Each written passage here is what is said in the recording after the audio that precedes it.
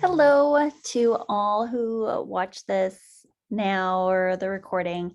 Um, Today we are going to be discussing seed cycling. Now, reasons that you might use seed cycling would be things like if you had an irregular cycle, if you had a painful cycle, if your progesterone was low, if your estrogen was high, like pretty much just about any like cycle related like irregularity would be a reason to help support, or that you could use seed cycling to help support healthier cycles altogether.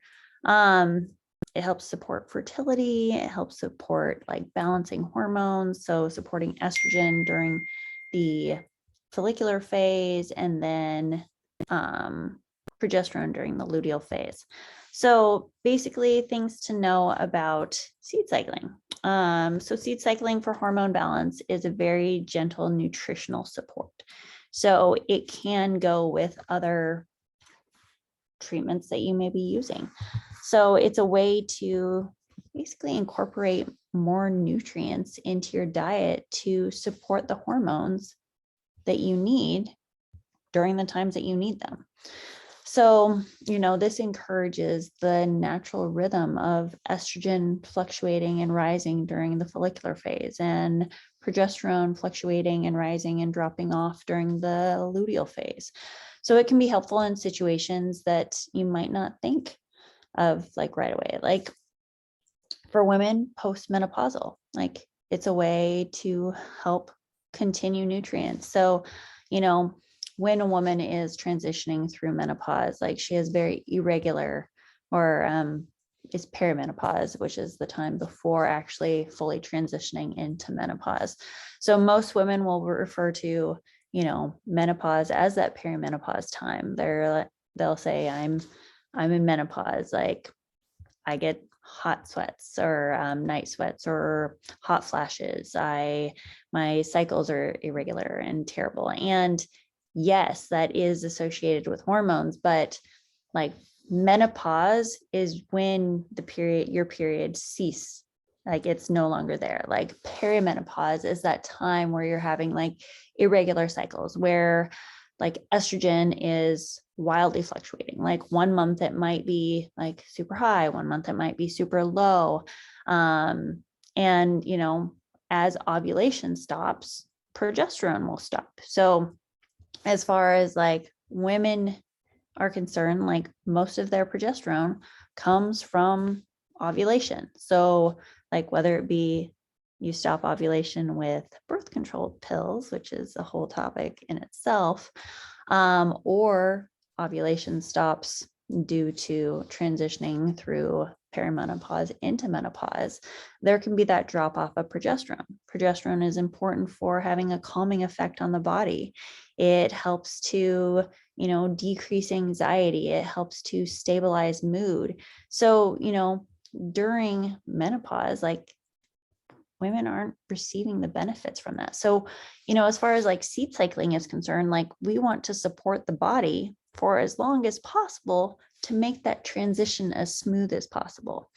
When transitioning off birth control pills, it's important, like seed cycling is a good way to help to create a smoother transition, because when you go off the pill and your body has to reestablish natural hormone flow, it needs to remember how to do so. It's had synthetic hormones disrupting its natural hormone cycle or flow for who knows how long you were on birth control. I myself was on birth control for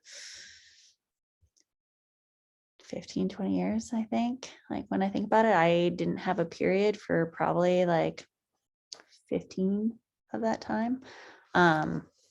So coming off birth control, like it was rough for me because my liver had to process those synthetic hormones. And, when you are ingesting, say, a synthetic estrogen, your body is going to downregulate its natural amount. So when you remove that, your body has to figure out how to produce the right amount for you. So anyways, seed cycling is a way to help promote that natural cycle. And if you are suffering from cycle irregularities, it is a way to help to kind of gently nudge your body where you want it to be for healthy cycles, for, an easy cycle where, like for myself, my period just shows up. I'm like, oh, yeah, I was kind of extra hungry yesterday. Yeah, I do feel like, my workouts weren't as good, but that's okay. Like, oh, there's my period. Like, it can be like that. It can be simple like that. So just so as far as like seed cycling is concerned, it is literally like the incorporation of seeds like flaxseed and pumpkin seed, sesame seed, and sunflower seed into your diet. So it has nothing to do with like your eggs or, like tracking that. Like some people, they think that somehow I'm tracking their eggs being released, but it literally has to do with seeds. So basically these seeds contain certain building blocks for certain hormones. Now, while other components or others contain components called lignans, which are effective at binding onto excess hormones to help remove them. So things like flaxseed and pumpkin seed and sesame seed and sunflower seed all have the ability to help naturally regulate hormones. So how this goes is basically during the follicular phase, you'll incorporate flaxseed and pumpkin seed. And during the luteal phase, incorporate sesame seed and sunflower seed. Now, this is something that I help clients incorporate into their lives, help them design, macros associated with where they are in their cycle. And, that's another thing that we can do. So it's one thing incorporating these seeds, but it's another thing if we can actually give the body what it needs from a nutritional standpoint, like macro wise, and macros being protein, carbs, and fats. So basically helping to support the body with what it needs during different times of the month. So let's see, what else do I need to tell you about seed cycling? I've seen a lot of benefit with this, like people seeing decreased bloat, decrease in mood fluctuations, more regular cycles, less painful periods, just overall better balance. So basically, what we're doing is we're just giving the body a little extra building blocks, a little extra fuel, nutrients to support the natural fluctuations that we want to have healthy, happy cycles that are easy and, kind of decrease that dread, I guess you could say, for that time of the month that we all dread so much, but we don't have to. Like, it can be easy. It can be something you look forward to. So basically with these seeds, like they will help to detoxify hormones that we don't need present. So say excessive amounts of estrogen, that will help to bind onto that to remove excess estrogen. It will support the building up of estrogen that we do need. So I'm speaking to the follicular phase specifically right now. So things like the higher levels of zinc in pumpkin seeds will help to prevent estrogen from converting into harmful forms of testosterone, and also primes the body for the production of progesterone, which will happen in the second phase. So during the second phase, sesame seed and sunflower seeds, these help to promote progesterone. They also have a lighter dose of lignans. So we do have estrogen that is produced during the second half of the cycle. So, a lighter dose of lignans to help to bind onto any excess estrogen during that time will be beneficial. The sesame seeds are also rich in zinc and selenium, which also help progesterone. These seeds are a good source of linoleic acid and essential fatty acids, which can convert to gamma linoleic acid, which also helps to balance the levels of progesterone and estrogen. So these seeds should be ground. It helps to, sometimes the shells are too much for some people, and the body basically can't break it down enough to get as much of the nutrients from the seeds as you would want. So definitely, grind them up, put them in food. I do not suggest eating them straight after grinding because they just suck all the moisture out of your mouth. Learn from my lessons. If you do something such as that, make sure you have a big glass of water.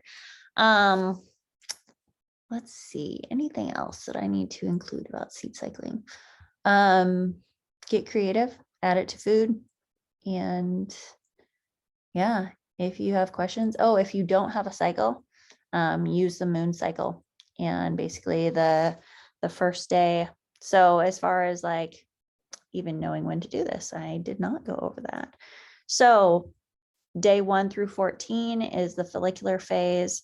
So day 1 being the first day of your period bleed, day 14 being when we assume ovulation to occur and the transition into the luteal phase.